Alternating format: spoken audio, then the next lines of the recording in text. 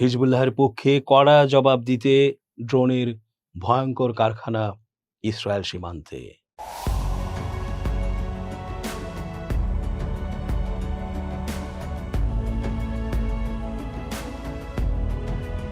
আসসালামু আলাইকুম দর্শক, কেমন আছেন? পুরো সংবাদ বিশ্লেষণ ও তথ্য পর্যালোচনায় বরাবরের মতোই আছি আমি এস জে রতন। শেষ পর্যন্ত দেখতে থাকুন আজকের পর্বটি। নিশ্চয়ই হয়তো আপনার মনের কথাটি আমরা বলতে যাচ্ছি।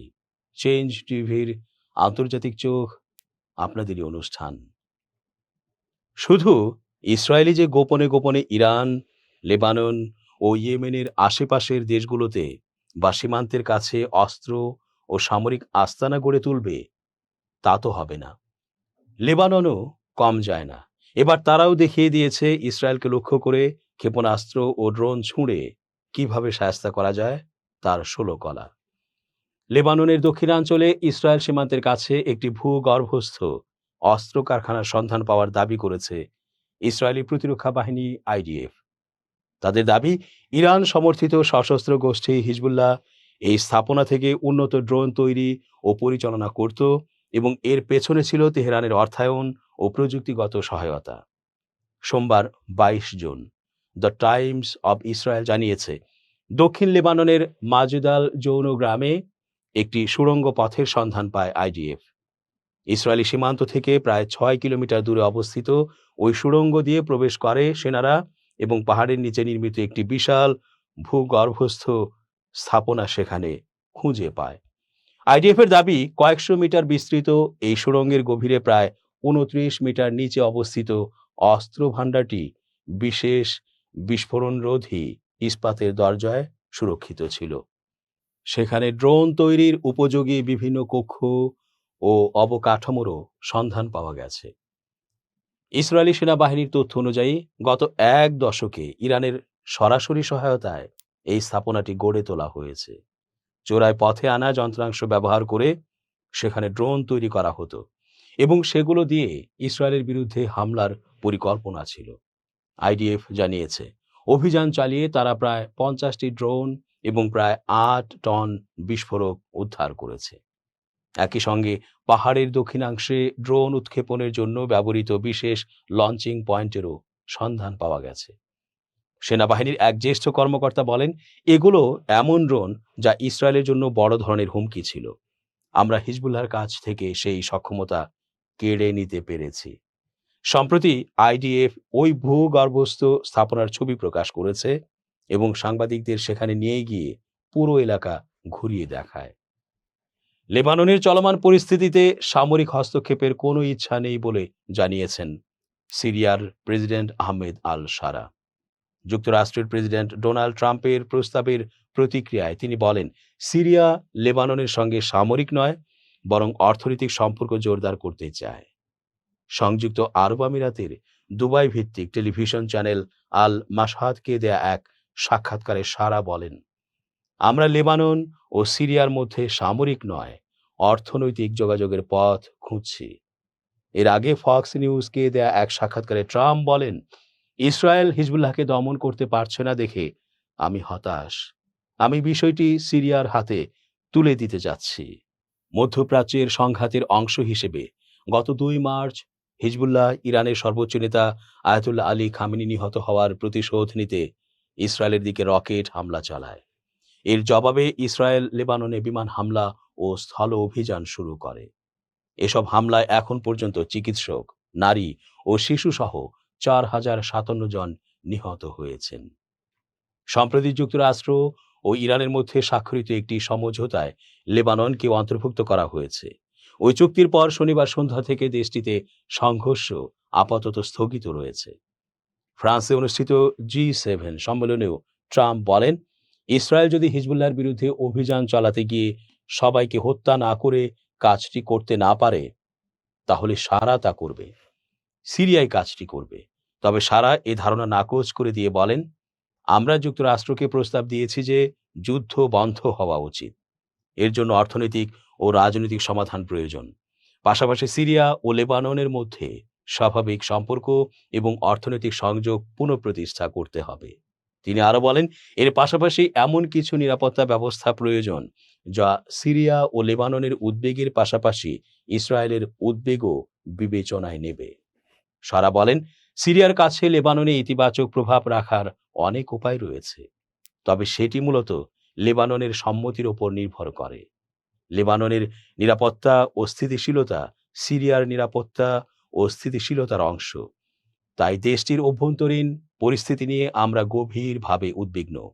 হিজবুল্লাহর সঙ্গে আলোচনায় বসার সম্ভাবনা সম্পর্কে জানতে চাইলে সারা বলেন, যদি তা লেবাননের স্বার্থ রক্ষা করে এবং একই সঙ্গে সিরিয়ার স্বার্থ সুরক্ষিত করে, তাহলে কেন নয়।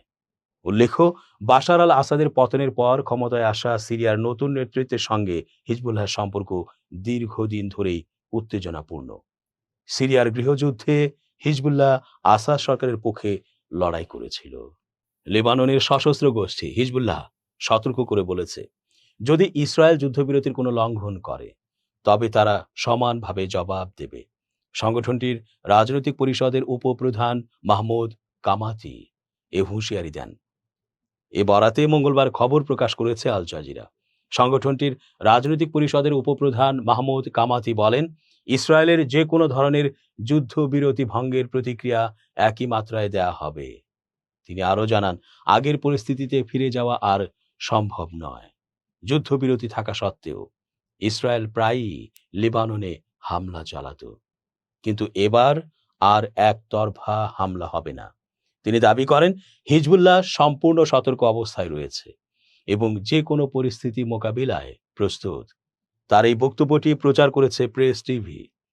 সংবাদ মাধ্যমটির প্রতিবেদনে বলা হয়, যুদ্ধবিরতি সত্ত্বেও হিজবুল্লাহ প্রস্তুতি নিয়ে রয়েছে, তবে তারা প্রথমে যুদ্ধবিরতি ভঙ্গ করবে না বলে অঙ্গীকার করেছে। সুইজারল্যান্ডে অনুষ্ঠিত উচ্চ পর্যায়ের আলোচনার প্রথম দিন শেষে ইরান ও যুক্তরাষ্ট্র 60 দিনের মধ্যে একটি চূড়ান্ত চুক্তিতে পৌঁছানোর জন্য একটি রোড ম্যাপে সম্মত হয়েছে। তাদের ভাষ্য অনুযায়ী আলোচনায় উৎসাহব্যঞ্জক অগ্রগতি হয়েছে। গত 17 জুন যুক্তরাষ্ট্র ও ইরানের মধ্যে উত্তেজনা কমানোর লক্ষ্যে 14 দফা সমঝোতা স্মারক MOU স্বাক্ষরের পর এই বৈঠক অনুষ্ঠিত হয়। প্রায় 18 ঘণ্টা ব্যাপী বৈঠকে দুই দেশের জ্যেষ্ঠ কর্মকর্তারা অংশ নেন। এই আলোচনায় যুক্তরাষ্ট্রের প্রতিনিধি দলের নেতৃত্ব দেন ভাইস প্রেসিডেন্ট JD ভ্যান্স।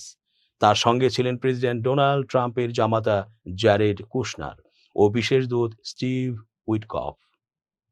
ইরানের প্রতিনিধি দলের নেতৃত্ব দেন পার্লামেন্ট স্পিকার মোহাম্মদ বাঘের গালিবাফ। দলে ছিলেন পররাষ্ট্রমন্ত্রী আব্বাস আরাঘচিও। কাতার ও পাকিস্তানের মধ্যস্থতায় গঠিত উচ্চ পর্যায়ের কমিটি রাজনৈতিক তদারকির দায়িত্ব পালন করবে। আগামী 2 মাসে পারমাণবিক কর্মসূচি, নিষেধাজ্ঞা, পর্যবেক্ষণ ও বিরোধ নিষ্পত্তি সংক্রান্ত কারিগরি আলোচনাও চলবে। বিশ্লেষকদের মতে, রাজনৈতিক সমঝোতার তুলনায় কারিগরি বিষয়গুলোর সমাধান আরও কঠিন হতে পারে, বিশেষ করে ইরান ইউরেনিয়াম সমৃদ্ধকরণ চালিয়ে যেতে পারবে কিনা, উচ্চমাত্রায় সমৃদ্ধ ইউরেনিয়ামের মজুতের ভবিষ্যৎ কি হবে, আন্তর্জাতিক পরিদর্শনের পরিধি এবং নিষেধাজ্ঞা প্রত্যাহারের সময়সূচি, এসব প্রশ্ন এখনও অমীমাংসিত।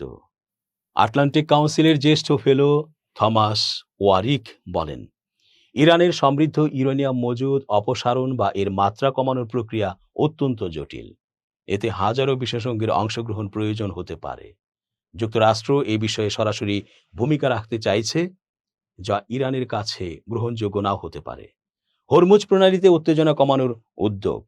দুই দেশ হরমুজ প্রণালীকে কেন্দ্র করে ভুল বোঝাবুঝি ও সংঘাত এড়াতে একটি বিশেষ যোগাযোগ লাইন স্থাপনের সিদ্ধান্ত নিয়েছে। এর লক্ষ্য বাণিজ্যিক জাহাজ চলাচল নিরাপদ রাখা। বিশ্বের মোট তেল ও গ্যাস পরিবহনের প্রায় 1/5 এই প্রণালী দিয়ে যায়। সাম্প্রতিক অস্থিরতার কারণে জাহাজ চলাচল উল্লেখযোগ্যভাবে কমে গেছে। ইরানের কার্যত অবরোধের ফলে বৈশ্বিক জ্বালানি বাজারেও সংকট দেখা দেয়। ভ্যান্স জানান, লেবাননে যুদ্ধবিরতি তদারকি এবং হরমুজ প্রণালীতে মাইন অপসারণের জন্য পৃথক ব্যবস্থাও গড়ে তোলা হবে। লেবাননের জন্য ডিকনফ্লিকশন সেল চুক্তির অন্যতম গুরুত্বপূর্ণ অংশ হল লেবাননে সামরিক অভিযান বন্ধের প্রচেষ্টা জোরদার করতে ডিকনফ্লিকশন সেল গঠন। ইরানের পররাষ্ট্রমন্ত্রী আব্বাস আরাঘচি লেবাননের যুদ্ধ বন্ধের ক্ষেত্রে বড় ধরনের অগ্রগতির কথা উল্লেখ করলেও তিনি বলেন, এই ব্যবস্থার কার্যকারিতাই হবে চুক্তির প্রথম বড় পরীক্ষা। অন্যদিকে ইসরায়েলের প্রধানমন্ত্রী বেনিয়ামিন নেতানিয়াহু জানিয়েছেন, প্রয়োজন মনে করা পর্যন্ত দক্ষিণ লেবাননের নিরাপত্তা অঞ্চলে ইসরায়েলি বাহিনী অবস্থান করবে। বর্তমানে ইসরায়েল নিয়ন্ত্রিত বাফার জোন লেবাননের প্রায় 6% ভূখণ্ড জুড়ে বিস্তৃত। এদিকে ইরানের ইসলামিক রেভলিউশনারি গার্ড কোরের কুদস ফোর্সের প্রধান ইসরায়েলকে দক্ষিণ লেবানন ত্যাগের আহ্বান জানিয়ে সতর্ক করেছেন। তিনি বলেছেন, আগ্রাসন ও দখলদারিত্ব অব্যাহত থাকলে ইসরায়েলকে অপমানজনক পরাজয়ের মুখে সরে যেতে হবে। তবে বিশ্লেষকদের একাংশ মনে করছেন, লেবানন ও ইসরায়েল সরাসরি আলোচনায় অংশ না নেয়ায় এই নতুন ব্যবস্থার বাস্তব প্রয়োগ জটিল হতে পারে। সাবেক মার্কিন কূটনীতিক জোই হুডের মতে, এতে লেবানন ইস্যুতে ইরানের প্রভাব আরও বেড়ে যাওয়ার আশঙ্কা রয়েছে। সাবেক মার্কিন কর্মকর্তা ও অবসরপ্রাপ্ত জেনারেল মার্ক কিমিট বলেন, বৃহত্তর যুক্তরাষ্ট্র ইরান আলোচনায় লেবাননকে অন্তর্ভুক্ত করায় বিষয়টি আরও জটিল হয়ে উঠেছে। তবে দক্ষিণ লেবাননের নাবাতিয়া শহর থেকে পাওয়া প্রাথমিক তথ্য বলছে, সেখানে আপাতত সতর্ক শান্ত পরিস্থিতি বিরাজ করছে এবং যুদ্ধবিরতির প্রভাব দেখা যাচ্ছে। দর্শক, শেষ করছি আজকের মতো। এতক্ষণ ধৈর্য ধরে পুরো আয়োজনে থাকার জন্য অনেক ধন্যবাদ। শুভকামনা অহর্নিশ। চেঞ্জ টিভি.প্রেস, এক ফোঁটা হলুদও নেই।